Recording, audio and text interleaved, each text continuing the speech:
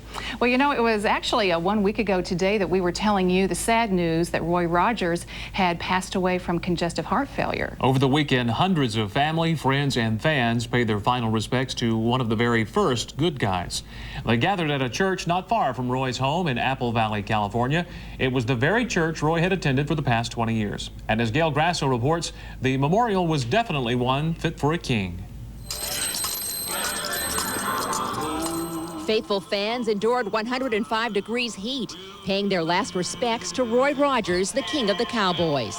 They came from all over the country, giving tribute to a man who represented a kinder and gentler time. My mom bought me some guns and holsters, and I would get a broom that my mom had, and I'd go down the street, and I would always ride slow, and everybody would say, "Here comes Roy Rogers." We're here to pay our last respects to a man whom no one in this era of our livelihood can replace. I even went to the library and I rented a video so my kids could see who Roy Rogers is and was and will be. Moon shining through the trees.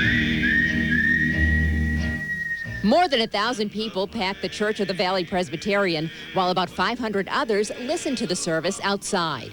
Family pastor Reverend Bill Hansen officiated over the funeral.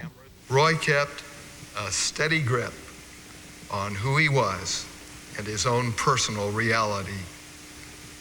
I don't know how many times I heard him say, "I'm an unlikely person to be Roy Rogers."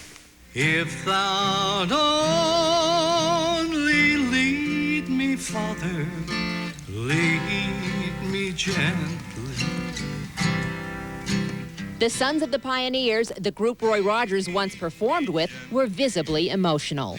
It's the trailhead for the greatest adventure in life. And so we can truly say to him today and to one another, happy trails to you until we meet again.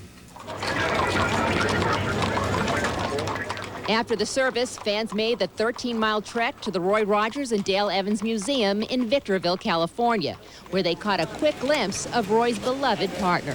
God bless you. Thank you. And applauded the singing cowboy for the very last time. Well, among those sending condolence letters to the service were President Clinton, Clint Black, and Roy's fellow singing cowboy, Gene Autry. Also, when the procession passed by the museum, several of those fans broke into a very familiar song, Happy Trails. We all know the words, don't we? Well, after a private evening memorial service, a horse-drawn hearse took Roy on his last ride right into the sunset. And we want you to know, too, that fans are allowed to pay their respects at Roy's gravesite in Sunset Hills Memorial Park in Apple Valley, California, which is located about 100 miles east of Los Angeles.